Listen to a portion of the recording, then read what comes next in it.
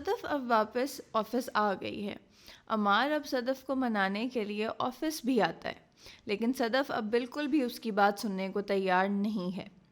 پھر آتی ہیں ہمشا باجی، جو کہ ظاہر ہے کہ عمار کو بھی اچھی سناتی ہیں اور صدف کو سمجھانے کی کوشش بھی کرتی ہیں.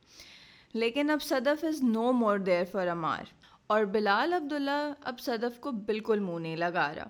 اصل میں وہ یہ سب اس لیے کر رہا ہے کیونکہ اس کو ایک بیک اپ پلان کی طرح ٹریٹ نہیں ہونا. He does not want to believe that he is anything less. اب یہ اس کا ایگو ہے یا اس کی دور اندیشی، let's see. He is just giving some time to Sadaf to choose what she actually wants. یہ نہ ہونا کہ کل پھر کہے مجھے گھر جانا ہے کہ میں نے واپس جانا ہے، وہ بھی تو مسئلہ ہو جائے گا نا. پچھلی ایپیسوڈ میں ہم نے دیکھا کہ عمار کا دوست اس کو بلاتا ہے اور بتاتا ہے کہ دانیہ آخر کیوں چلی گئی. اب اس قسط میں ہمیں دانیہ کا یوں بھاگ جانا ایکسپلین کیا گیا ہے، اور وہ یہ ہے کہ عمار ایک نمبر کا چول ہے اور اس کی کسی بھی بات پر یقین نہیں کرنا. Once a cheater, always a cheater. Yes, now Ammar has realized his mistake.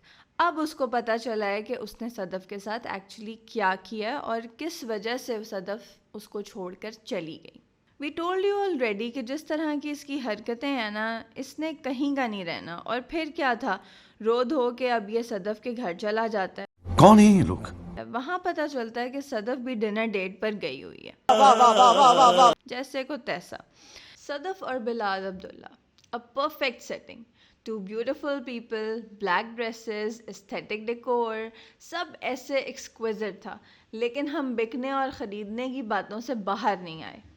خیر، صدف نے بلال عبداللہ کو بتایا ہے کہ اس کی انسیکیورٹی کیا تھی، but now he has held back. Now the ball is in Bilal عبداللہ's court. اب اس کی مرضی ہے کہ وہ کب اور کس طریقے سے صدف کو واپس سے ایکسیپٹ کرتا ہے.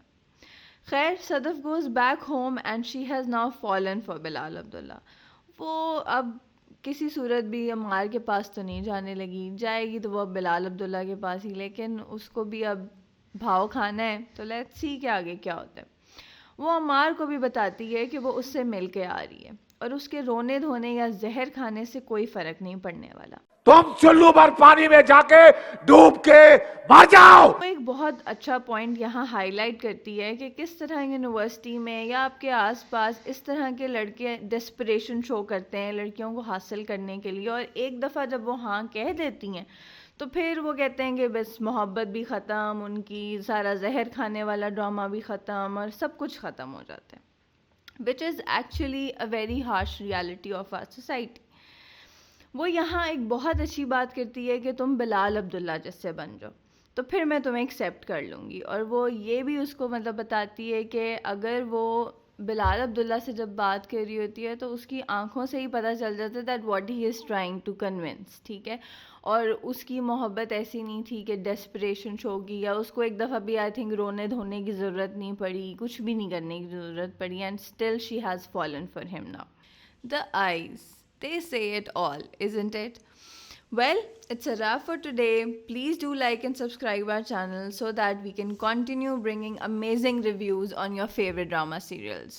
Thank you.